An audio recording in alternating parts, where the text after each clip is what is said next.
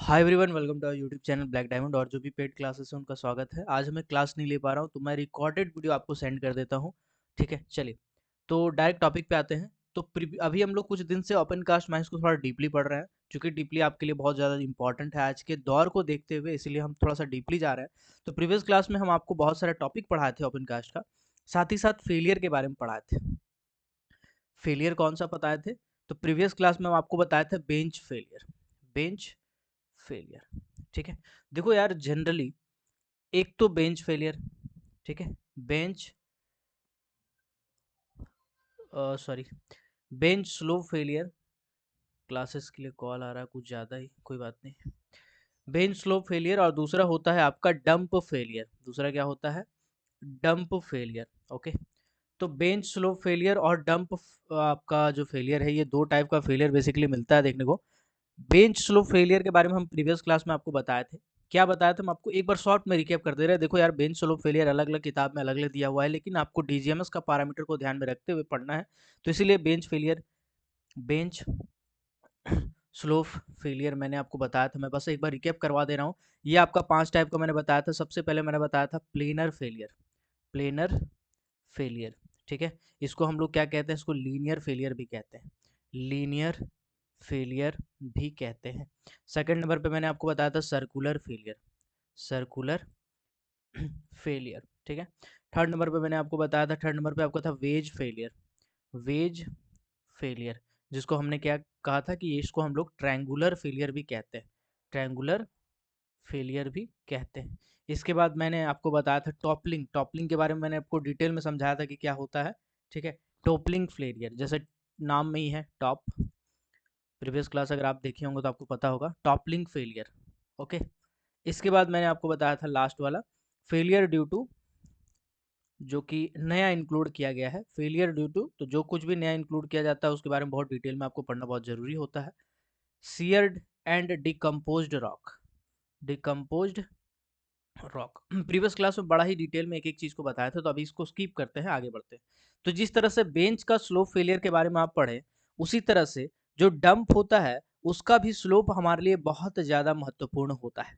Dump dump के बारे में हम आपको बताए थे, पहले ही बता चुके हैं। चलिए बताते हैं।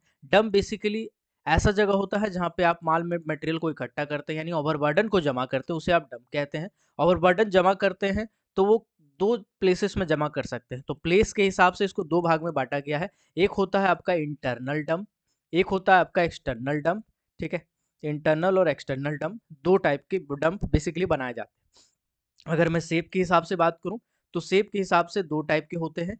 शेप के हिसाब से होते हैं, एक तो आपका स्पॉइल डंप, एक आपका हो गया स्पॉइल डंप, एक आपका हो जाता है टेलीस्कोपिक डंप। टेलीस्कोपिक डंप, ये दो टाइप के थे। स्पॉइल डंप क्या होता था? एक डंप है, उसको अगर हम मान लीजिए एक सिंगल लेयर में डंप कर रहे हैं, तो इसका जो हाइट है वो 30 मीटर से ज़्यादा नहीं होगा, और इसका जो एंगल ऑफ स्लोप है, यानी एंगल ऑफ रिपोज से कम होगा, यानी 37.5 डिग्री इसका एंगल ऑफ रिपोज हो जाएगा, ठीक है। टेलीस्कोपिक डंप के बारे में मैंने क्या बताया था? जब जगह कम पड़ जाता है तो आप लेयर बाय लेयर यानी बेंच बना बना के डंप करते हैं, जिसमें एक पर्टिकुलर का हाइट की बात करें तो 30 मीटर होता है, ठीक है। एक पर्टिकुलर का बात करें तो मैक्सिमम 30 मीटर तक जा सकता है। और इसका ओवरऑल ग्रेडियंट की बात करें तो ये हो जाता है 1 वर्टिकल 1/5 हॉरिजॉन्टल, ये इसका हो जाता है, या 1.5 हॉरिजॉन्टल कुछ जगह पे लिखा रहता है। ये टेलीस्कोपिक डंप का स्लोप हो जाता है, ओवरऑल स्लोप। अगर हम यहाँ टेलीस्कोपिक डंप का एक सिंगल डंप की बात करें, मान के चलिए पहला लिफ्ट है, दूसरा लिफ्ट है, तीसरा लिफ्ट है। लिफ्ट क्या होता है? एक बेंच आप बनाए, इसके ऊपर एक दूसरा बेंच बनाए, तो इसको कहेंगे लिफ्ट। तो यहाँ पूछेंगे नंबर ऑफ लिफ्ट कितना है, तो पहला एक लिफ्ट और ये दूसरा दूसरा लिफ्ट, तो इसको कहेंगे दो लिफ्ट है इसमें, ठीक है। दो लिफ्ट है इसमें। अगर टेलीस्कोपिक डंप आपको बनाना होता है तो फेज बाय फेज आप बनाते हैं। जैसे मैं आपको बताता हूँ, सबसे पहले आप नीचे क्या करेंगे? ढपला मारेंगे। अब ढपला क्या चीज होता है समझते हैं। ढपला क्या चीज होता है? लगभग 1 से 1.5 मीटर जमीन में हम कुछ मटेरियल गिरा देते हैं। ये मटेरियल क्या होता है? ये मटेरियली जनरली सॉफ्ट अनकॉन्सोलिडेटेड मास गिरा देते हैं। इसमें कुल मिलाकर के माल गिरा देते हैं। डंपर से माल गिरा देते हैं, थोड़ा सा भी गैप नहीं छोड़ते हैं, माल गिराते जाते हैं, गिराते जाते हैं, गिराते जाते हैं। इसके बाद क्या करेंगे? या तो हम माल गिरा देंगे, या तो दूसरा तरीका है कि जमीन में हम ब्लास्टिंग कर देंगे। ब्लास्टिंग करने से हमारा क्या होगा, नीचे उबड़ खाबड़ हो जाएगा, जिग जैग हो जाएगा। इसके बाद अब अगर इसमें मटेरियल हम डालेंगे, चाहे ऊपर वाला में डालें चाहे नीचे वाला मटेरियल में डालें, तो अब मटेरियल को बहुत बढ़िया से पकड़ के रखेगा। ऐसे क्या होगा, ऐसे डंप फेलियर के चांसेस थोड़े से कम हो जाते हैं। ठीक है, थोड़े से कम होते, पूरा पूरी नहीं। पूरा पूरी के लिए क्या क्या करना पड़ेगा वही बता रहे हैं आपको।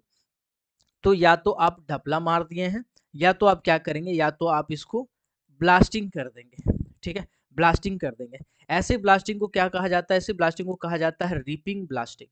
रिपिंग ब्लास्टिंग, ठीक है, ये सब टर्मिनोलॉजी आपको बहुत सारे किताब में नहीं मिलेगा।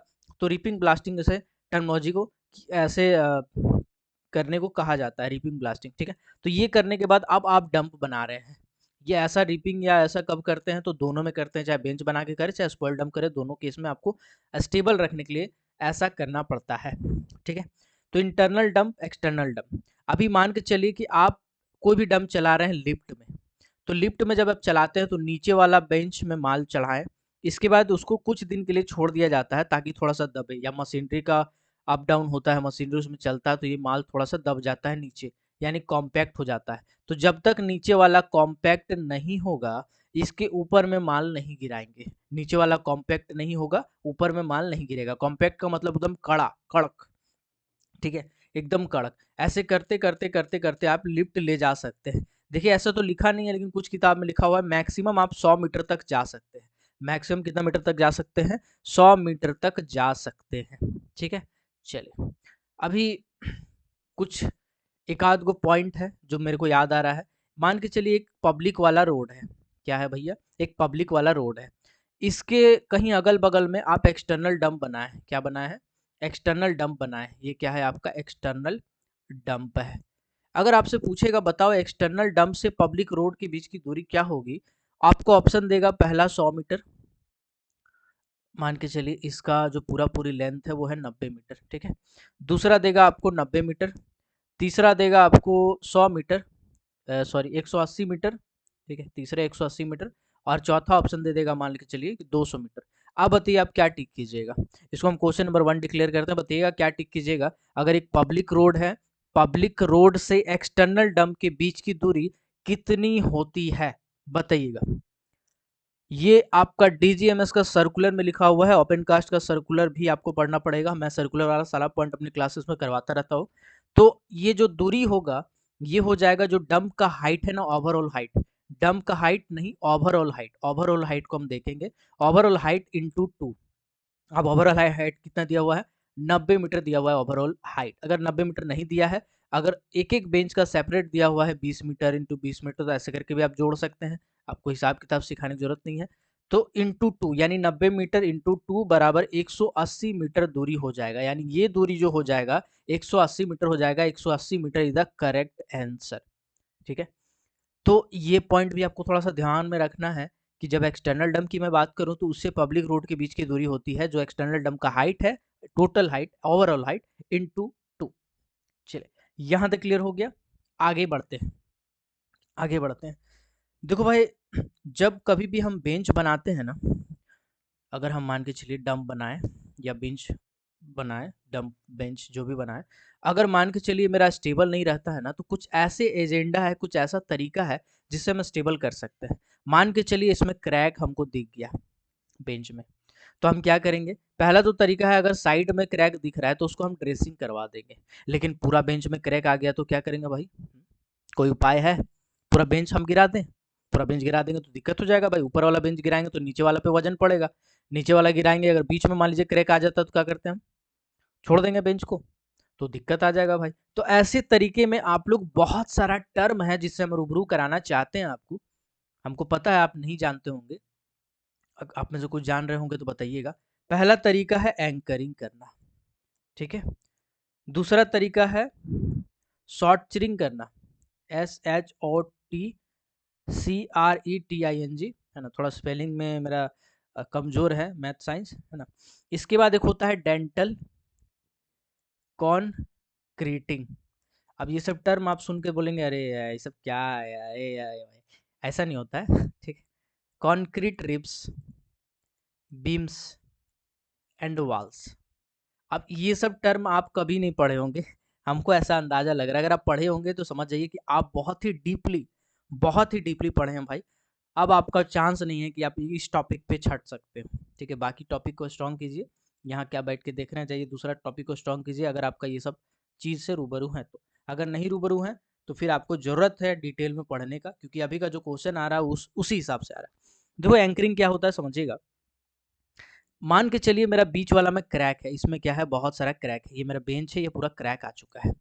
अब इस बेंच को तो हम पूरा पूरी गिरा नहीं सकते हैं भैया, हैं, पूरा पूरी बेंच गिरा देंगे तो पूरा मेरा माइंस अनस्टेबल हो जाएगा। इसमें हम क्या करेंगे, एंकरिंग करेंगे। एंकरिंग कैसे करते हैं भाई, एंकरिंग कैसे करते हैं, तो एंकरिंग करने के लिए बेसिकली हम लोग क्या करते हैं, 8 से 25 मीटर वाला रॉड इसमें घुसाते हैं।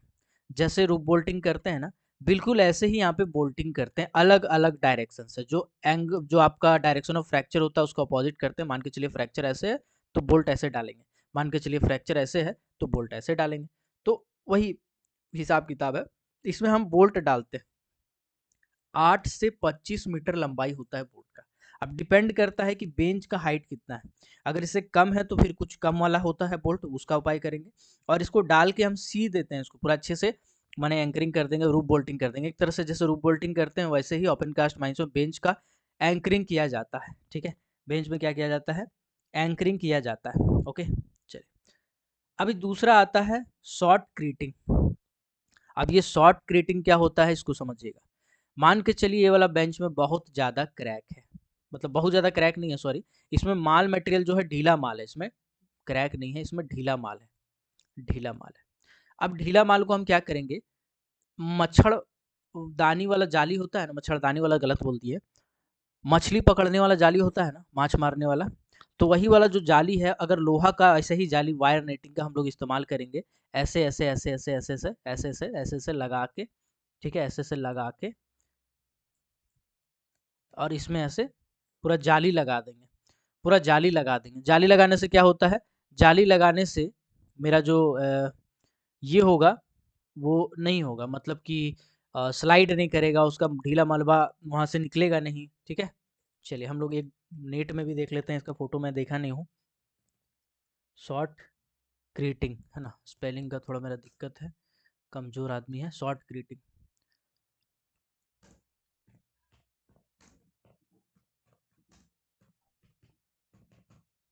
चलिए इसमें फोटो भी नहीं आ रहा भाई, कैसे सिखाएं आपको हम।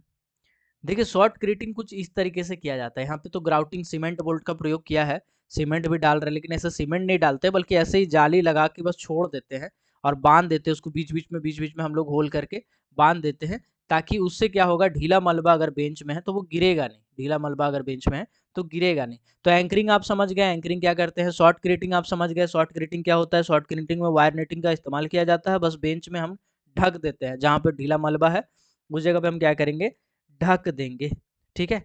चलिए अभी ये जो डेंटल क्रीटिंग है, हमने आपको क्या बताया, हम आपको फिर से ले चलते हैं, थोड़ा गंदा हो गया पेज। चलिए हम आपको बोले कि सबसे पहले एंकरिंग करेंगे। एंकरिंग में हम क्या किए, just like roof bolting, just like roof bolting किए, ठीक है, जस्ट लाइक रूफ बोल्टिंग वाला काम किए। इसमें 8 से 25 मीटर लेंथ का रूफ बोल्ट का हम इस्तेमाल कर रहे थे, एंकरिंग बोल्ट का हम इस्तेमाल कर रहे थे। दूसरा है आपका शॉर्ट क्रीटिंग, शॉर्ट क्रीटिंग, ठीक है। शॉर्ट क्रीटिंग में हम क्या किए, वायर का जाली बिछा दिए, वायर नेट का इस्तेमाल किए, ठीक है ना, और उसको हम बांध दिए, ठीक है। चलिए और तीसरा क्या है, तीसरा है आपका डेंटल कॉन्क्रीटिंग। डेंटल कॉन्क्रीटिंग में क्या करते हैं, डेंटल कॉन्क्रीटिंग में एंकरिंग प्लस शॉर्ट क्रीटिंग करते हैं। डेंटल कॉन्क्रीटिंग में क्या करते हैं, एंकरिंग प्लस शॉर्ट क्रीटिंग करते हैं। माने कि अगर मान के चलिए बेंच है तो बेंच में हम पहले तो जाली बिछा देंगे, जाली तो आपको दिखेगा ही, ठीक है, पूरा जाली तो दिखेगा ही।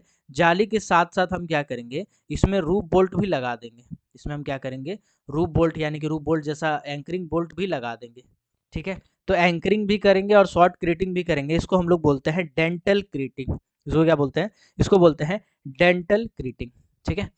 चलिए अब तीसरा और लास्ट वाला हम समझते हैं। लास्ट वाला हम बोल रहे थे कि concrete ribs, concrete ribs, beams and walls. अब ये क्या चीज़ है भाई, इसको समझते हैं, अलग चीज़ है, समझते हैं। ठीक, चलिए देखो भाई ऐसा है, मान के चलिए कि ये बेंच, ये बेंच, ये बेंच और ये है लास्ट बेंच। ये क्या है, ये लास्ट बेंच। ठीक है, कहाँ का बेंच है भाई, ओबी वाला बेंच। ओके, तो ओवरबर्डन वाला बेंच में लास्ट में हम क्या करेंगे ना, यहाँ पे ना एक दीवार बना देंगे, यहाँ पे क्या करेंगे, एक वाल बना देंगे। क्यों बना देंगे, क्योंकि जो मिट्टी सरक सरक के नीचे गिरेगा, जो मिट्टी सरक सरक के नीचे गिरेगा, उस मिट्टी को रोकेगा। पानी को रोकेगा नहीं, नहीं पानी को नहीं रोकेगा, मिट्टी को रोकेगा। To prevent erosion of soil, to prevent erosion of soil हम लोग कंक्रीट बीम लगा सकते हैं, रिब लगा सकते हैं, बेंच लगा सकते हैं, वाल लगा सकते हैं। अब दूसरा टर्म समझते हैं फिर से। अब मान के चलिए आप कोयला का बेंच है, ये क्या है, कोल बेंच है। तो कोल बेंच में हम क्या करेंगे, जो लास्ट वाला बेंच है, लास्ट वाला बेंच है, लास्ट वाला बेंच है, उसमें थोड़ा सा रीब छोड़ देंगे।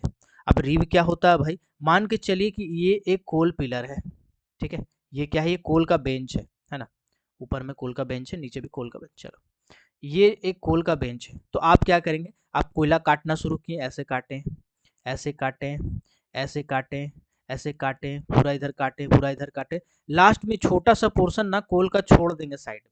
यानी जब छोड़ देंगे ना तो कुछ ऐसा दिखेगा, कटने के बाद कुछ ऐसा दिखेगा। ठीक है, तो इसी को क्या बोलते हैं, रीब छोड़ना। तो कहा जाएगा ओपन कास्ट माइंस में रीब छोड़ते हैं जी, बिल्कुल छोड़ते हैं सर। कहाँ छोड़ते हैं, जब कोल बेंच स्लाइड होने का खतरा होता है उस जगह पे, या फिर better safety for to prevent slope failure, हम लोग ऐसा करते हैं। ठीक है, तो अभी आप दो तीन टर्म से रूबरू हुए। कौन कौन सा टर्म था, एक बार हम आपको रिकैप कराते हैं। आप एंकरिंग से रूबरू हुए, आप शॉर्ट क्रीटिंग से रूबरू हो गए, आप डेंटल कॉन्क्रीटिंग से रूबरू हो गए। अब आते हैं अंडर ओपन कास्ट माइंस में। ओपन कास्ट माइंस में ड्रेनेज सिस्टम, ड्रेनेज सिस्टम। देखो भाई ओपन कास्ट माइंस में ड्रेनेज सिस्टम को दो कैटेगरी में डिवाइड किया गया है। एक है सरफेस ड्रेनेज सिस्टम और दूसरा होता है deep drainage system, deep drainage system. ठीक है, रिकॉर्डिंग है ना ऑन भाई, कहीं पॉकेट तो नहीं हो गया। चलो ठीक है, रिकॉर्डिंग ऑन है भाई, रिकॉर्डिंग ऑन। सबसे पहले सरफेस ड्रेनेज सिस्टम, दूसरा है deep drainage system. Surface drainage system क्या होता है भाई, जैसे कि नाम से पता है, सरफेस में जो पानी को हम जमा करके रखेंगे या जो नाला बनाएंगे पानी को एक जगह से दूसरे जगह ट्रांसफर करने के लिए, वो सभी को सरफेस ड्रेनेज सिस्टम कहा जाएगा। हर ओपन कास्ट माइंस के आसपास में एगो नदी देखे होंगे, पोखर देखे होंगे, तालाब देखे होंगे, जोरिया देखे होंगे, झील देखे होंगे आप, वो क्या है, वो सरफेस ड्रेनेज सिस्टम का एक उदाहरण है। डीप ड्रेनेज सिस्टम क्या होता है, माइंस के अंदर में, यानी बेंच के अंदर में बेंच, बेंच के अंदर में बेंच, यहाँ पे अगर बनाए, यहाँ बनाए, यहाँ बनाए, यहाँ बनाए, कहीं पर भी बनाते हैं तो उसे डीप ड्रेनेज सिस्टम कहा जाता है। डीप ड्रेनेज सिस्टम के अंदर में मेन सम्प आता है। कभी कभी ओपन कास्ट माइंस में क्वेश्चन पूछता है, बताओ भैया सम्प किससे संबंधित नहीं है। बोर्ड एंड पिलर और तीन चार को बेतु का ऑप्शन देगा, आप ओपन कास्ट माइंस को टिक नहीं मारेंगे, सोचेंगे ओपन कास्ट में सम्प कहाँ होता है। लेकिन भाई मेरे ओपन कास्ट माइंस में भी सम्प होता है। सम्प क्या है, सम्प एगो ऐसा जगह है, गड्ढा है, जहां पे पानी जमा करके रखते हैं, बस उसी को हम सम्प कहते हैं। ठीक है, सम्प ओपन कास्ट माइंस और अंडरग्राउंड माइंस दोनों ही जगह पे होता है। ऐसा क्वेश्चन पहले भी पूछा है, लड़का लोग गलती किया है, आप ऐसा गलती ना करें। डीप ड्रेनेज सिस्टम के अंदर में मेन सम्प आता है। बाकी सरफेस वाला में छोटा छोटा अगर हम बना के रखते हैं तो उसको हम लोग मेन सम्प नहीं करते हैं, ट्रिब्यूटरी सम्प कहते हैं। ठीक है, सहायक sump, tributary sump, tributary sump को कहते हैं सहायक सम्प, जो कि जनरली सरफेस ड्रेनेज सिस्टम में दिखाई देता है। तो ओपन कास्ट माइंस में ड्रेनेज सिस्टम का कितना टाइप, दो type, surface drainage system, deep drainage system. Surface drainage system जो सरफेस में यानी सतह में, जहाँ गाड़ी घोड़ा चलता है, जहाँ पेड़ पौधा उग रहा है, जहाँ पेड़ है, पौधा है, झाड़ी है, उस जगह पे अगर कोई ऐसा पानी स्टोर करने का जगह, पानी को ट्रांसफर करने का जगह, कैनल बना दिए, नहर बना दिए, कुछ भी ऐसा बना दिए, तो वो आपका सरफेस ड्रेनेज सिस्टम में आएगा। जबकि डीप ड्रेनेज सिस्टम क्या होता है, माइंस के अंदर में, जैसे कि बेंच में, जैसे कि पिट में, जैसे कि कहीं बीच में, है ना। कभी कभी क्या होता है, पानी का सीपेज बहुत ज़्यादा होता है, तो आप क्या करेंगे, पानी का सीपेज ज़्यादा होगा, मेरे ही माइंस में हो रहा है, तो क्या करेंगे बताते हैं। देखो मान के चलिए ये बेंच है, ठीक है, तो बेंच के साइड से, नीचे से हम क्या करेंगे, एक साइड से ऐसे एक कैनल बना देंगे, या यूं कहें एक आप छोटा सा गड्ढा बना देंगे, नाला बना देंगे। ठीक है, नाला बना देंगे। अब क्या होगा, बेंच का जो पानी है ना, वो पानी सिपच सिपच के इसमें जाएगा, और अगर कहीं से बह के आ रहा है तो नीचे से जाएगा और इसी से निकल जाएगा। अब क्या है, यहाँ पे ड्राई हो जाएगा, यहाँ पे ड्राई हो जाएगा। अब आराम से यहाँ मशीन खड़ा रहेगा, इधर डंपर आराम से चलेगा। यानी बेंच के नीचे में, बेंच के साइड से हम क्या करते हैं, ऐसा कैनाल निकालते हैं, यूं कहें नाला निकालते हैं, ठीक है ना। चलिए, कॉमन भाषा में हम लोग कह देते हैं कि माने ड्रेनेज निकाल दो, ड्रेनेज निकाल दो, लेकिन ऐसा प्रैक्टिकल मतलब टेक्निकल भाषा में उसको ड्रेनेज नहीं कह सकते हैं, पूरा सिस्टम ड्रेनेज अलग हो जाता है, ठीक है। चलिए, अभी हम लोगों ने अभी जो पढ़ा वो पढ़ा surface drainage system, deep drainage system. अभी भाई साहब इतना नहीं होगा, अभी थोड़ा सा और जानना होगा।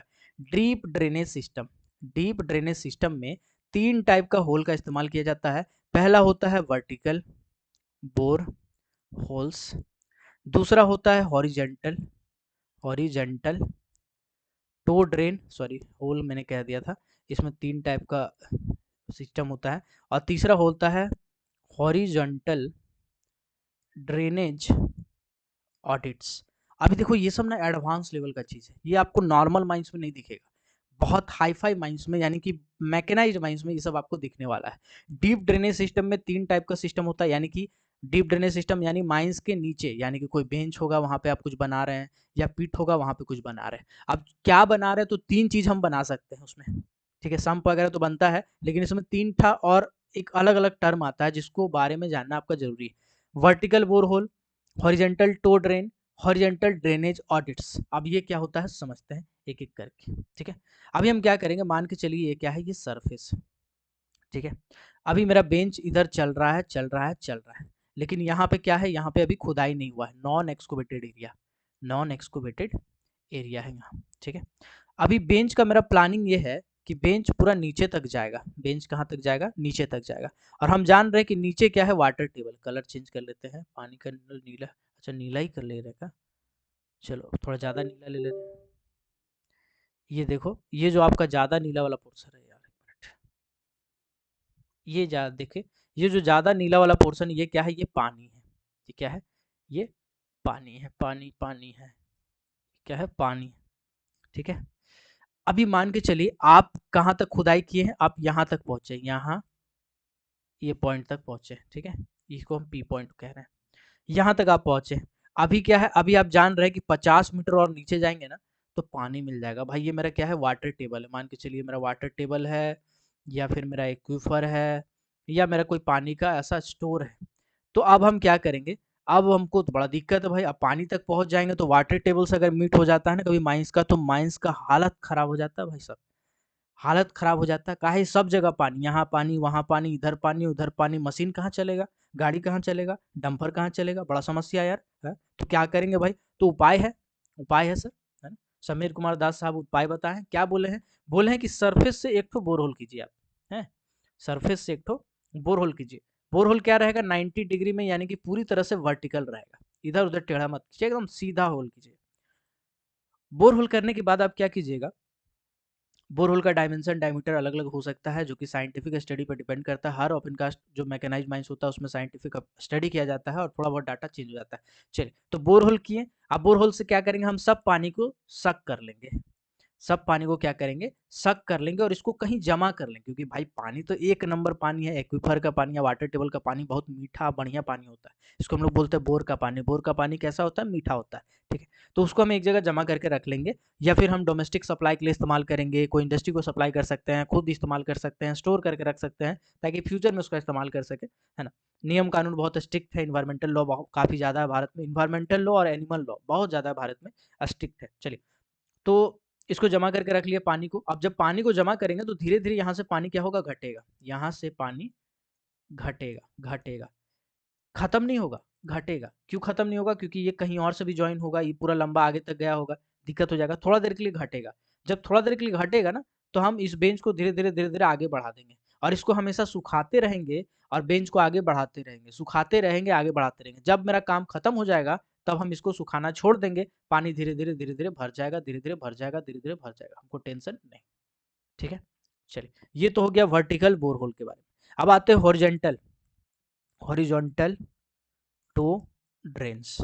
अब ये क्या चीज होता है समझते हैं। देखो, बेंच है, बेंच है, बेंच है, बेंच है, बेंच है, अगर मान के चलिए बेंच से बहुत ज्यादा पानी का सीपेज हो रहा है, तो टो में हम क्या करेंगे, ड्रेन बनाएंगे, जिसके बारे में हम अभी थोड़ा देर पहले आपको बताएं कि बेंच का टो के पास अगर बेंच है, तो ये अगर क्रेस्ट है तो ये क्या होगा, टो होगा। तो टो के पास आपको हमने क्या बताया था, ड्रेन सिस्टम बताया था कि ड्रेन बनाएंगे, ड्रेन बना के पानी वहां से निकालेंगे। इससे क्या होगा, ऊपर में सूखा रहेगा, नीचे सूखा रहेगा, अगल बगल सब जगह सूखा रहेगा। एकदम सस्ता चीप उपाय, बहुत बढ़िया, बहुत सस्ता, बहुत साधारण सा उपाय। ठीक है, चलिए अभी आता है हॉरिजेंटल ड्रॉट, ये थोड़ा सा एडवांस है। Horizontal drainage audit, drainage audit, अब ये थोड़ा सा एडवांस लेवल का चीज है। क्या है भाई, समझिएगा। अरे बेंच भी नहीं बनता यार अच्छे से। मान के चलिए कि बेंच आपका यहाँ तक पहुंचा है, तो आप क्या करेंगे, आप एक छोटा सा ऑडिट बनाएंगे। ऑडिट क्या होता है, एक गैलरी होता है। ऑडिट क्या होता है, एक गैलरी होता है। एक पतला सा गैलरी बनाएंगे, और गैलरी पहले ही बना लेंगे। अब गैलरी में क्या होगा, पानी आते रहेगा। अब इस गैलरी को हम खाली करते रहेंगे। गैलरी को क्या करेंगे, खाली करते रहेंगे। या तो हम इस गैलरी को खाली करेंगे, या फिर इस गैलरी में जो पानी है उसको फ्रीज कर देंगे। पानी को क्या कर देंगे, फ्रीज कर देंगे, यानी जमा देंगे। पानी को जमा देंगे जी, बिल्कुल पानी को जमा देंगे। लेकिन ये सब टेक्निकल टर्म है जरूर, लेकिन भारत में इस्तेमाल नहीं होता हॉरिजॉन्टल ड्रेनेज ऑडिट, है ना। कोई बहुत ज़्यादा हेवी माइंस हो तो इस्तेमाल कर सकता है, डीजीएमएस के प्रोविजन में है, लेकिन उसके लिए उसको पहले स्पेशल परमिशन लेना पड़ेगा। ठीक है, चलिए। तो मतलब कुल मिलाकर के एक ऑडिट है, ये गैलरी है, पतला सा गैलरी है। ठीक है, पतला सा गैलरी है, इसमें से पानी आप निकाल सकते हैं। तो ये आपका पूरा का पूरा ड्रेनेज सिस्टम हो गया। चलिए अब आते हैं डंप का स्टेबिलिटी पे। अब आते हैं spoil, dump, slope, stability, stability. तो कुछ कुछ टर्म हम आपको पहले ही बता चुके हैं। देखो यार, डंप का जो सबसे बड़ा खतरा होता है ना, सबसे बड़ा दुश्मन है डंप का, सबसे बड़ा दुश्मन है पानी। पानी, भले हमारा पानी मित्र हो, लेकिन डंप का सबसे बड़ा दुश्मन है पानी। बरसात हो गया, डंप फेल कर जाएगा। ज्यादा पानी आ गया, डंप फेल कर जाएगा। गड्ढा में पानी जमा हो गया, डंप फेल कर जाएगा। कीचड़ जम गया, डंप फेल कर जाएगा। कहीं कोई स्लिप में पानी घुस गया, डंप फेल कर जाएगा। कोई डंप अगर पानी में डूब गया, डंप फेल कर जाएगा, है ना। कहीं पे अगर आसपास में ज्यादा पानी का सीपेज हो रहा है, डंप फेल कर जाएगा। तो भैया डंप फेल करेगा, उसका सबसे बड़ा रीजन होता है पानी। पानी, पानी, पानी। ठीक है, तो ये सबसे बड़ा रीजन है। अब इस रीजन से हम बचेंगे कैसे, देखो बरसात आएगा, मान के चलिए कि डंप को हम बेंच बना बना के किए। बरसात आएगा, बरसात में इरोजन भी तो होगा, सॉइल इरोजन, उससे भी डंप फेल कर सकता है। डीप इरोजन हो गया, कहीं गड्ढा बन गया, उससे भी फेल कर सकता है। ठीक है, पानी का सीपेज हो रहा है, उससे भी फेल कर सकता है। आसपास में वाटर बॉडी है तो उससे ज्यादा सीपेज होता है, फेल कर सकता है। मतलब कुल मिलाकर के स्पॉइल डंप का सबसे बड़ा दुश्मन है पानी। चाहे बरसात से आए, चाहे जमीन के नीचे से आए, चाहे कहीं से आए, पानी अगर आ गया तो डंप फेल कर जाएगा। अब डंप फेलियर का 3 गो प्रकार होता है। डंप फेलियर का कितना प्रकार होता है, डंप फेलियर का 3 टाइप्स होता है, 3 प्रकार होता है। ठीक, कौन कौन सा प्रकार होता है भैया, पहला प्रकार है cylindrical, cylindrical failure, cylindrical failure. Dump का एक प्रकार हो गया सिलिंड्रिकल फेलियर। ठीक है, चलिए दूसरा फेलियर होता है multi block plane wedge failure. नाम सुनिएगा, um multi, multiple block plane wedge failure. ठीक है, और तीसरा होता है आपका प्लॉ स्लाइड्स, प्लॉ स्लाइड्स। तो तीनों का तो पहले नाम याद कर लो, ये नाम पूछ देता है कि बताओ इनमें से कौन सा डंप फेलियर। देखो बहुत ज़्यादा डिटेल में नहीं पूछा है कभी डंप से क्वेश्चन, लेकिन हम लोग तो चूंकि डीप में पढ़ेंगे, बट हम आपको बता दे रहे बहुत ज़्यादा डीप में नहीं पूछा है। डंप में क्या पूछा है ना, डंप पे बोला इनमें से कौन सा डंप फेलियर नहीं है, इनमें से कौन सा डंप फेलियर है ना। अगर कहीं सिलेंड्रिकल स्ट्रक्चर बन जाए या सेमी सर्कुलर स्ट्रक्चर बन जाए अगर डंप फेलियर से, तो उसको क्या बोलेंगे, चलो लिख ही दे रहे हैं, है ना, समझा देते हैं चलो। तो इसको समझिएगा डंप फेलियर क्या होता है। ठीक है, सबसे पहले हम क्या पढ़ा रहे थे, भूल गए यार, सिलिंड्रिकल, सिलिंड्रिकल फेलियर। ठीक है, सिलिंड्रिकल फेलियर। तो देखो सबसे पहले तो इसका स्ट्रक्चर याद रखो कैसा होता है। ये होता है सेमी सर्कुलर टाइप। ये क्या होता है, सेमी सर्कुलर टाइप होता है। ठीक है, सेमी सर्कुलर इसका क्रॉस सेक्शन होता है, क्रॉस सेक्शन। मान के चलिए ऐसा है कि ये है डंप। ठीक है, ये डंप कहीं से फेल हुआ, और फेल होने के बाद कुछ ऐसा स्ट्रक्चर बना लिया, इसे गड्ढा टाइप का बना लिया। तो ये देखिए, या तो सर्कुलर होगा या सेमी सर्कुलर होगा, या तो ऐसा गड्ढा बना लेगा या थोड़ा ऐसा टाइप का बना लेगा, मतलब सर्कुलर टाइप का दिखेगा। तो उसको आप क्या बोलेंगे, तो उसको आप बोलेंगे सिलिंड्रिकल फेलियर। अब देखो भाई, सिलिंड्रिकल फेलियर भी दो टाइप का होता है। बहुत ज़्यादा डीप में नहीं जा रहे हैं, है ना, घबराना नहीं, लेकिन थोड़ा सा जान लो तो ज़्यादा जरूरी है। जान लोगे तो क्या ही घट जाएगा आपका, पैसा कौड़ी तो लग नहीं रहा है ना। सिलिंड्रिकल जो फेलियर है, ये दो टाइप का होता है। कौन कौन सा टाइप का होता है? एक होता है आपका डीप सीटेड फेलियर, और एक होता है आपका सॉलो सिलिंड्रिकल फेलियर। सॉलो सिलिंड्रिकल फेलियर, ठीक है। चलिए, ये पहले बात करते हैं डीप सीटेड फेलियर, यानी कि अगर फेलियर बहुत डीप तक चला जाए तो उसे हम डीप सीटेड फेलियर बोलते हैं। और सॉलो सिलिंड्रिकल मतलब कि जो आप सर्कुलर बना रहे हैं, बहुत अंदर तक खोखला हो, तो उसे हम क्या बोलते हैं? सॉलो सिलिंड्रिकल बोलते हैं। हालांकि इतना डीप में किताब में भी नहीं दिया है, कोई किताब में इतना डिटेल में आपको पूछेगा भी नहीं, बस आपको नाम याद रखना, नाम आपके लिए बहुत इंपॉर्टेंट। फिर भी हम आपको समझा दिए भैया कि अगर कभी भगवान ना करे, किस्मत खराब हो, आपका फूटा किस्मत तो पूछ दे, तो आपको पता है कि आपको क्या करना है, ठीक है। चलिए, तो सिलिंड्रिकल फेलियर दो टाइप का होता है, एक होता है डीप सीटेड, एक होता है सेलो सिलिंड्रिकल टाइप, ठीक है।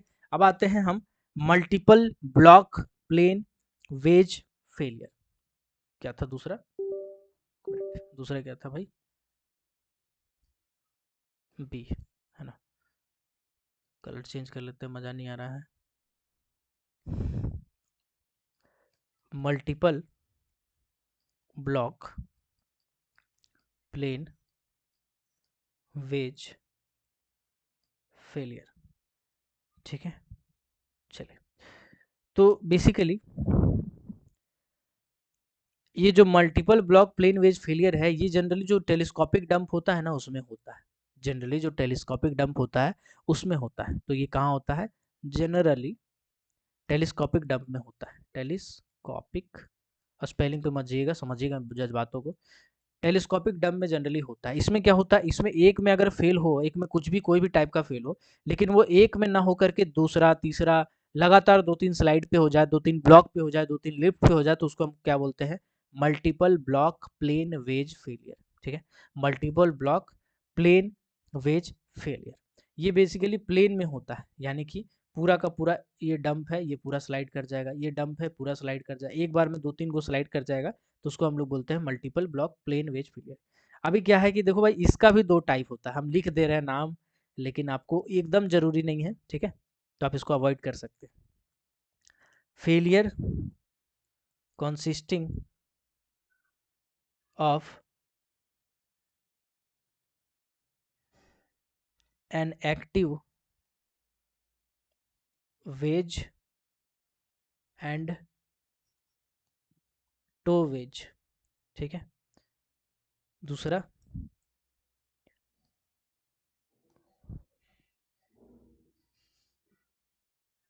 इसको दूसरा को बोलते हैं पैसिव ब्लॉक फेलियर।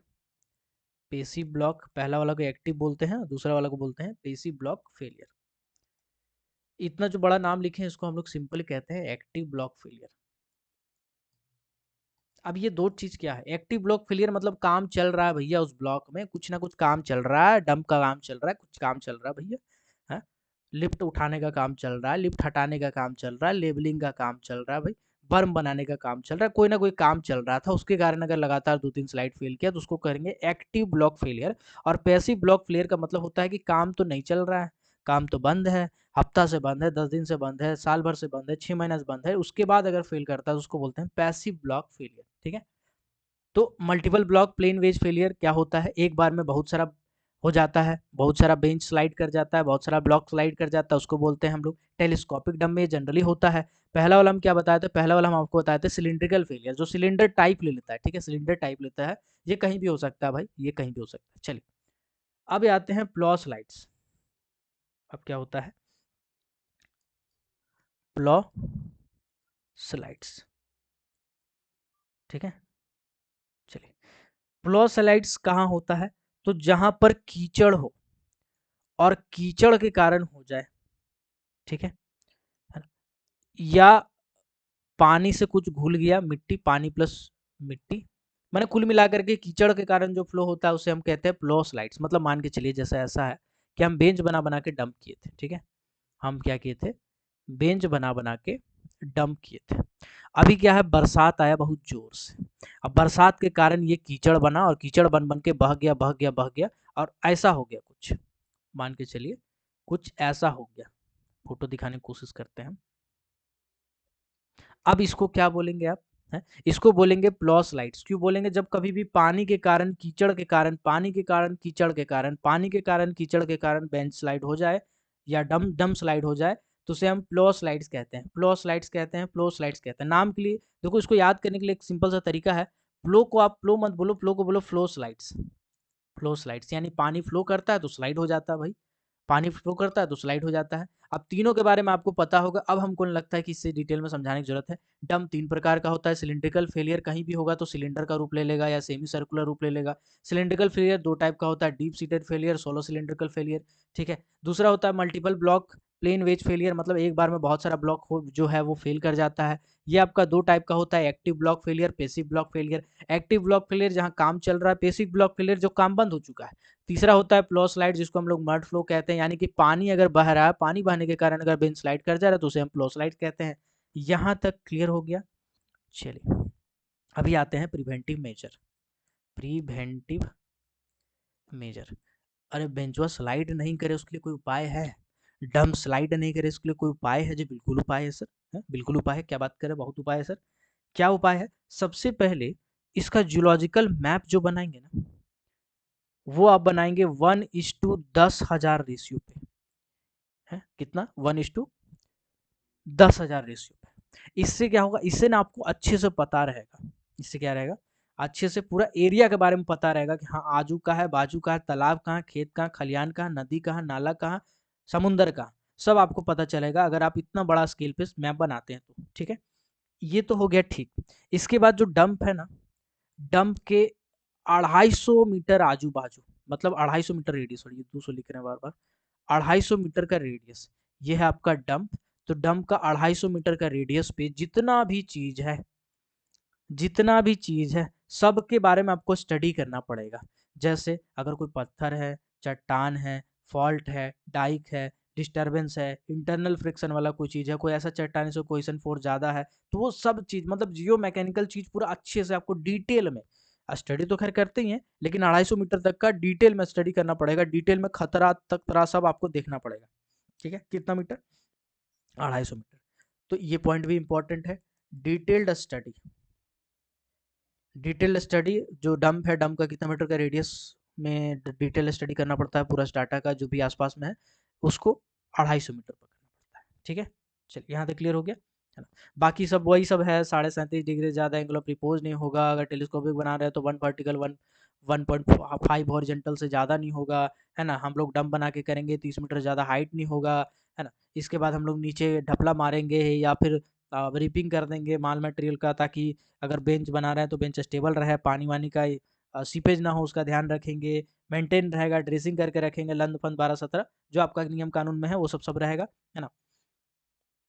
अब हम आते हैं पॉइंट वाला चीज। ठीक है।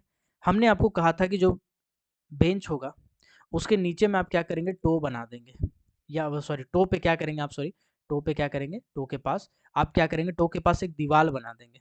आप पूछ सकता है कि जो दीवार है जिसको हम लोग कहते हैं टो वाल, क्या कहते हैं? टो वाल कहते हैं, टो वाल, टो वाल। तो टो वाल जो होगा वो, उसका डायमेंशन क्या होता है? तो बेसिकली इसका डायमेंशन होता है 1 मीटर मोटा, 2 मीटर ऊंचा, 1:2 मोटा इस टू लंबा। ठीक है। माने 1 मीटर मोटा तो 2 मीटर लंबा, 1 मीटर मोटा तो 2 मीटर लंबा, 1 मीटर मोटा तो 2 मीटर लंबा टोवाल बनाते हैं, ताकि जो मिट्टी है ये स्लाइड भी करे तो टोवाल जाके उसको रोक ले। इससे क्या होगा? इससे ऊपर वाला मिट्टी स्लाइड नहीं करेगा और मेरा डम फेलियर का जो चांसेस है वो खत्म हो जाएगा। अब एक इंस्ट्रूमेंट का आपको नाम लिख रहे हैं भाई साहब, आपको बताना है कि ये इंस्ट्रूमेंट किससे संबंधित है। ठीक है। ये इंस्ट्रूमेंट किससे संबंधित है?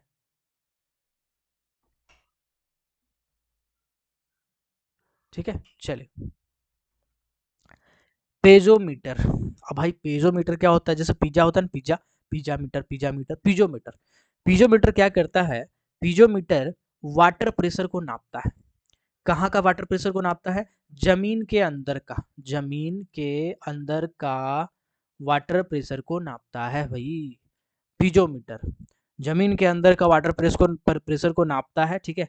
है ना, जहाँ पर भी जरूरत पड़ता है उस जगह पे हम नापते हैं, उससे हमको पता चलता है पानी का प्रेशर क्या है। उस पानी का प्रेशर को देख के हम अंदाजा लगा लेते हैं कि अच्छा आने वाला है पानी का स्लाइड, अच्छा बरसात का पानी ज़्यादा जमा हो रहा है उस जगह पे, अच्छा बरसात का पानी इधर आ रहा है, अच्छा डैम की तरफ आ रहा है, इस बरसात का पानी का जो डायरेक्शन है उसको मोड़ दो, उसको घुमा दो। तो पीजोमीटर याद रखिएगा, piezometer piezometer piezometer piezometer piezometer, पानी नापेगा पीजोमीटर, पानी का प्रेशर नापेगा पीजोमीटर, पानी का प्रेशर नापेगा पीजोमीटर। याद रहेगा, आई होप याद रहेगा, ठीक है। अभी देखो ऐसा है, दो चार को और टर्म है, थोड़ा सा जान लीजिए, है ना, बुरा न मानिए, होली है। एक्टिव डंप, एक्टिव डंप में ना जो मेजरन मेजरन साहब है, मैनेजर साहब है, ठीक है, हम लोग मेजरन बोलते हैं, मेजरन साहब।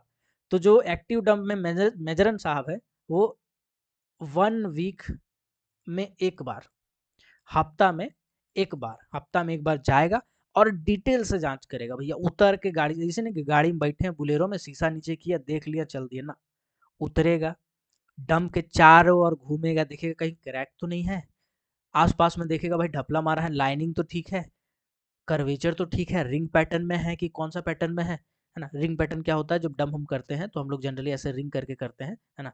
तो इससे क्या होता है, मेरा डंप ज़्यादा स्टेबल रहता है, ठीक है। खैर वो सब कहाँ हम आ गए यार, मैनेजर वाला चीज़ में भुला जाते हैं हम आपका, कि हम आपको पढ़ा रहे हैं, चलिए। तो हम बेसिकली क्या बता रहे थे, मैनेजर साहब जो है हफ्ता में एक बार उतरेगा, उतर के पूरा बढ़िया से गहन जांच करेगा, साइंटिफिक स्टडी के हिसाब से देखेगा काम हो रहा है कि नहीं हो रहा है। अगर नहीं हो रहा है तो माइनिंग सरदार ओवरमैन को थोड़ा सुनाएगा शिफ्ट इंचार्ज को, उसके बाद फिर वापस से अपना काम पे चला जाएगा। तो हफ्ता में एक बार एक्टिव डंप का जांच करना, डिटेल जांच करने का जिम्मेदारी होता है मैनेजर साहब को। अगर मैनेजर साहब बहुत ज़्यादा व्यस्त है, अस्त है, जबरदस्त है, तो उस कंडीशन में किसी और को वो हायर कर देता है कि एक काम करो तुम देख लेना, है ना, जिसपे वो, जिसको वो काबिल समझे, ठीक है। बरसात का टाइम रहेगा, बरसात रहेगा, तो हर भारी बरसात के बाद, हर भारी बरसात के बाद, अब हो सकता है दिन भर में 4 बार भारी बरसात हो, तो 4 बार जाके मैनेजर साहब जाँच करेगा कि भैया सब ठीक है कि नहीं, ठीक है? चलिए, हाँ, ओके। और अगर बंद है, अगर क्या है, डंप बंद है, एक्टिव डंप नहीं है, बल्कि डंप बंद है, यानी पेसिव डंप है, क्या है? पेसिव डंप है। तो पेसिव डंप के केस में क्या करेगा, हर 6 महीना में, 6 महीना में एक बार जाएगा और जाके बढ़िया से जांच करेगा, एक एक चीज को ध्यान से देखेगा, गाड़ी में बैठ के नहीं, गाड़ी से उतर के देखेगा कि भैया सब ठीक चल रहा है कि नहीं चल रहा है, ठीक है। चलिए, अब देखो यहाँ तक तो क्लियर हो गया। अभी मान के चलिए कि आप एक मैनेजर साहब हैं, ठीक है। अपना बोल बोल के ना आदत हो गया, मैनेजर नहीं बोला जा रहा है, मैजरन मैजरन बोल रहे हैं। तो ये मान के चलिए कि एक मैनेजर साहब है, वो डिसाइड किए कि भैया यहाँ पे हम बनाते हैं डंप, डंप कहाँ बनेगा, डंप यहीं बनेगा, है ना। तो मैनेजर साहब डिसाइड किए, अब डंप डिसाइड किए कि जमीन के ऊपर में डंप बनेगा, जमीन के ऊपर में डंप बनेगा।